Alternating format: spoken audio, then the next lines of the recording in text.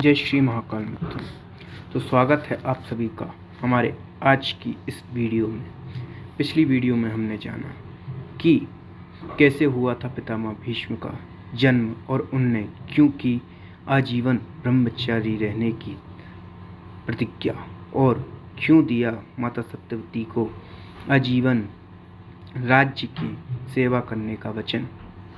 आज की इस वीडियो में हम जानेंगे कि कैसे हुई पितामह भीष्म की मृत्यु और कौन बना उनकी मृत्यु का सबसे बड़ा कारण। परंतु उससे पहले यदि आप महाकाल के सच्चे भक्त हैं तो हमारी वीडियो को लाइक करें, चैनल को सब्सक्राइब जरूर करें। जय श्री महाकाल मित्रों। यह कथा इस प्रकार है। भीष्म द्वारा बड़े पैमाने पर पांडवों की सेना मार देने से घबराए पांडव पक्ष में भय फैल जाता है। तब श्री कृष्ण के कहने पर पांडव भीष्म के सामने हाथ जोड़कर उनसे उनकी मृत्यु का उपाय पूछते हैं। भीष्म कुछ देर सोचने पर उपाय बता देते हैं। इसके बाद भीष्म पांचाल तथा मत्स्य सेना का भयंकर संहार कर देते हैं। फिर पांडव पक्ष युद्ध क्षेत्र में भीष्म के सामने शिखंडी को युद्ध करने के लिए लगा देते हैं। युद्ध क्षेत्र में शिखंडी को अपने सामने डटा देखकर भीष्म अपने शस्त्र त्याग देते हैं और निहत्थे खड़े हो जाते हैं, क्योंकि भीष्म की प्रतिज्ञा थी कि वे किसी स्त्री से युद्ध नहीं करेंगे। परंतु अभी भी हमारे मन में यही शब्द है कि शिखंडी को देखकर भीष्म ने अपने शस्त्र क्यों त्यागे, क्यों हुई उनकी मृत्यु।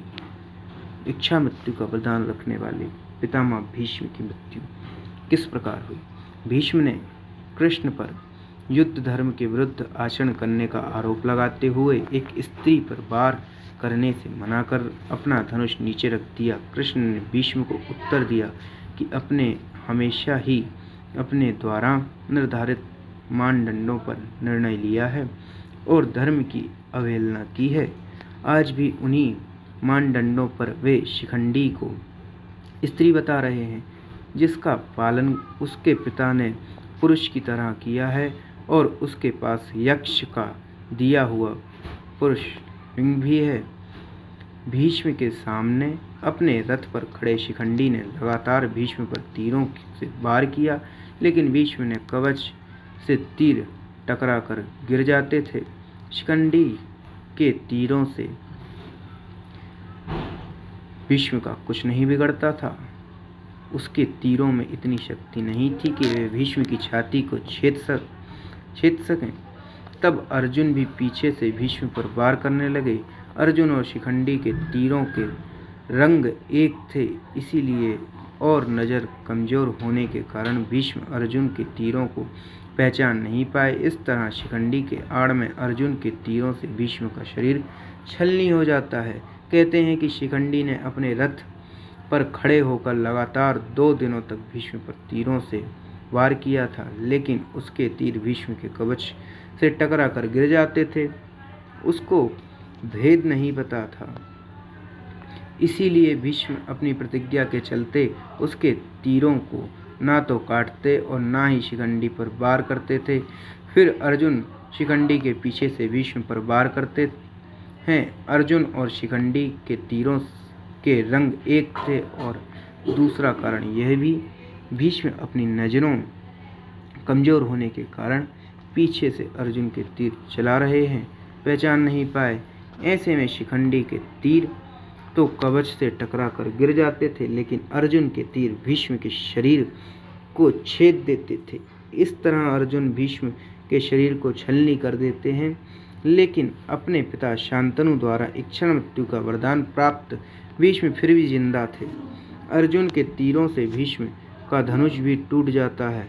तब ऐसे में भीष्म अपने शरीर से संधे तीरों की परवाह न करते हुए अपने हाथ से तलवार लेकर रथ से उतरने लगते हैं। उसी समय उनका संतुलन बिगड़ता है और वे गिर पड़ते हैं और वे तीरों की शैया पर लेट जाते हैं। भीष्म के शरशैया पर लेटने की खबर फैलने पर कौरव की सेना में हाहाकार मच जाता है। दोनों दलों में सैनिक और सेनापति युद्ध करना छोड़ भीष्म के पास एकत्र हो जाते हैं। दोनों दलों के राजाओं से भीष्म कहते हैं, राजन्यगण, मेरा सिर नीचे लटक रहा है, मुझे उपयुक्त तकिया चाहिए। उनके एक आदेश पर तमाम राजा और योद्धा मूल्यवान और तरह तरह के तकिए ले आते हैं, किंतु भीष्म उनमें से एक को भी ना लेकर मुस्कुरा कर कहते हैं कि ये तकिए इस वीरशैया के काम में आने योग्य नहीं है। राजन, फिर वे अर्जुन की ओर देखकर कहते हैं, तुम तो क्षत्रिय धर्म के विद्वान हो, क्या तुम मुझे उपयुक्त तकिया दे सकते हो?